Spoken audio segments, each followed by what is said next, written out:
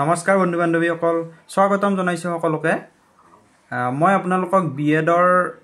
এন্ট্ৰেন্সৰ online আবেদনৰ ওপৰত কথা কেইটিমান ক'ব ওলাইছো তাৰ বাবে এই ভিডিঅটো বনাইছো গুৱাহাটী ইউনিভাৰ্চিটিৰ আন্ডাৰত যি বিএডৰ এন্ট্ৰেন্স হয় বিএডৰ এডমিশন হয় তাৰ কাৰণে এন্ট্ৰেন্সৰ এপ্লাই খুলি দিছে যোৱা কালিৰ পৰা 25 জুলাইৰ পৰা 5 জুনৰ পৰা 5 জুলাইলৈ খুলি দিছে পিছত বঢ়াব পাৰে বা বঢ়াই না নবঢ়াই ইমান ভালদৰে নাজানো বাৰু কিন্তু এতিয়া এখিনিলৈ কৰি দিছে আপোনালোকে যি সকলে বিএড কৰিম বুলি ভাবে তেওঁলোকে প্ৰথমতে এন্ট্ৰেন্স দিব লাগে এন্ট্ৰেন্সত সিট পোৱাৰ পিছত এপ্লাই কৰিব পাৰিব মানে ধৰক কলেজৰ কাৰণে কলেজত হেৰি হ'ব কলেজ অনলাইনতে বাৰু সিলেক্ট কৰিব লাগে কিন্তু এন্ট্ৰেন্স পাস কৰিলে কলেজত আৰু সিট পাব আপোনালোকে 25 জুনৰ পৰা 5 জুলাইলৈ এপ্লাই খুলি দিছে এইখিনি সময় ভিতৰত অনলাইনটো কৰি লওক হয়তো বঢ়াই দিবও পাৰে বা নিদিবও পাৰে ডেটটো তাৰ পিছত আপোনালোকৰ বয়স বাৰু ধৰক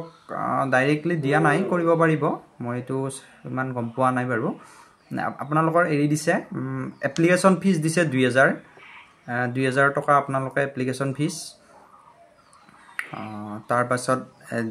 সেন্টাৰ সিলেক্ট কৰিব পাৰিব নিজৰ ওচৰতে কলেজ সিলেক্ট কৰিব পাৰিব আৰু আপোনাৰ এটা কোৱালিফিকেশন ডিগ্ৰী পাস হ'ব লাগিব ডিগ্ৰী পাস হ'বলৈ হলে কিন্তু এটা কথা মনত ৰাখিব যদি ৰিজাৰ্ভ ক্যাটাগৰী হয় তেতিয়া 45% মাৰ্ক থাকিব লাগিব আৰু যদি জেনাৰেল ক্যাটাগৰী হয় তেতিয়া আপোনাৰ 50% মাৰ্ক লাগিব ডিগ্ৰীত যদি 50% মাৰ্কৰ কম হয় তেতিয়া আপুনি বিএডৰ এন্ট্ৰেন্সৰ কাৰণে এপ্লাই কৰিব নোৱাৰে আৰু ৰিজাৰ্ভ ক্যাটাগৰী হলে আপোনাৰ 45% মাৰ্ক লাগিব বাকি আপোনাৰ ডকুমেন্টস লাগিব ফটো সিগনেচাৰ তাৰ পাছত যদি ইনকাম থকা বুলি দে ইনকাম সাৰ্টিফিকেট আৰু যদি কাষ্ট সাৰ্টিফিকেট হয় ৰিজাৰ্ভ ক্যাটাগৰী তেতিয়া আপোনাৰ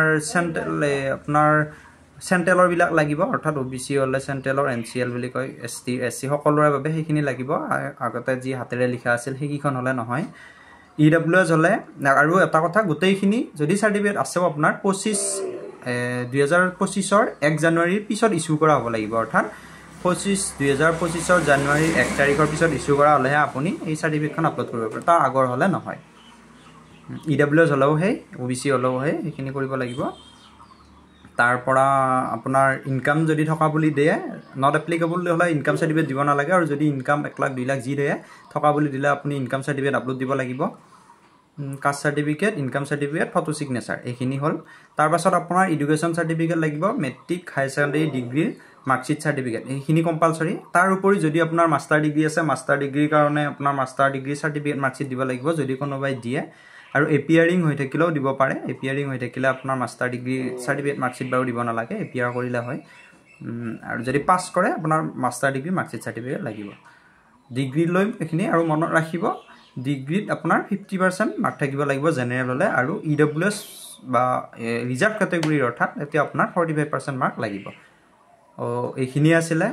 আপোনালোকৰ ভিডিওটো শেয়াৰ কৰি দিয়ক যি সকলে এপ্লাই কৰিম বুলি ভাবি আছে কৰিব পাৰে